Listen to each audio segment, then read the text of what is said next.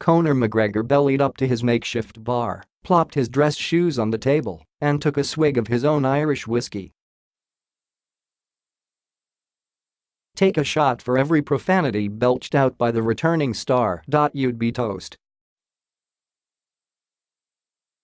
But UFC can raise a glass to the return of the most loquacious, wicked and perhaps the pound-for-pound most bankable star in the promotion's 25-year history.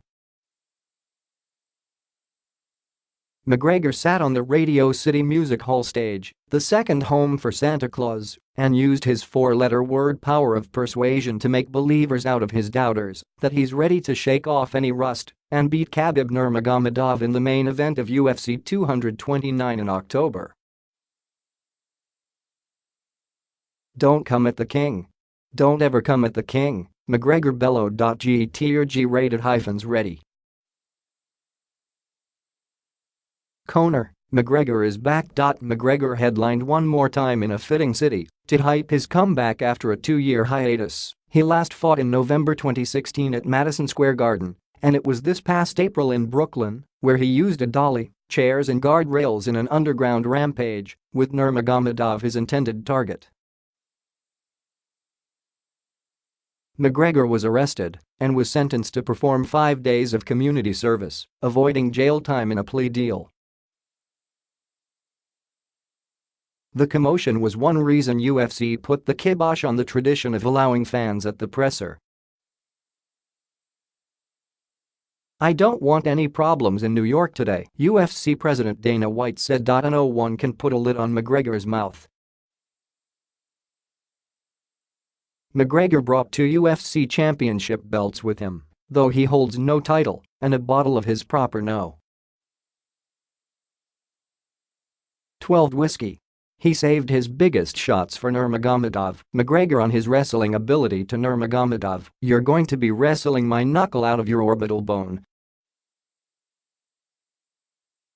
McGregor on what would have happened had he got to Nurmagomedov in April. "He'd be in a box, and I'd be in a cell." McGregor on his branded booze sponsoring the fight, "It's on the canvas. Like his blood will be on the canvas." McGregor and Nurmagomedov will meet on October 6 in the main event of the UFC 229 pay-per-view show at T-Mobile Arena, the same spot where Floyd Mayweather stopped McGregor in the 10th round of their one-sided prize fight. Nurmagomedov, 26-0, is a formidable challenger for McGregor in a return from a 23-month break in MMA competition, but McGregor has never backed down from a challenge.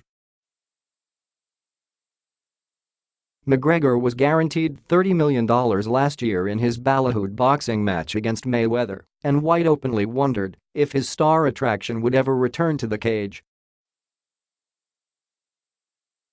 Bank on it, White is now predicting at least 2.5 million pay-per-view buys for the most anticipated main event of the year.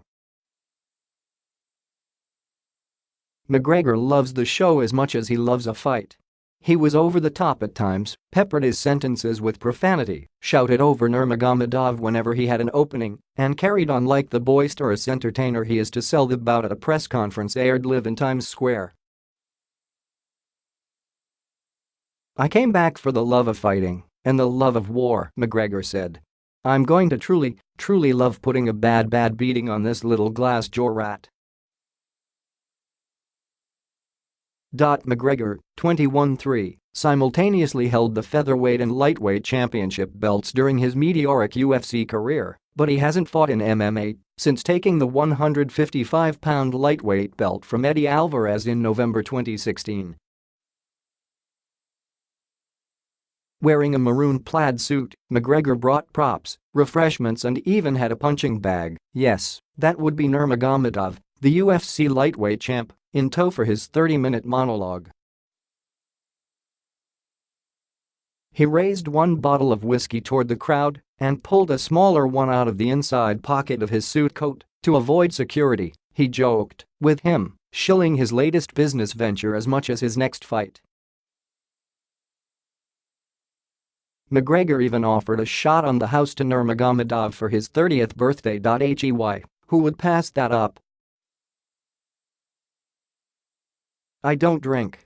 I never drink," Nurmagomedov said. McGregor put his own profane twist on one of George Carlin's 7 dirty words to describe Nurmagomedov's snub and continued to brag about what would happen in October.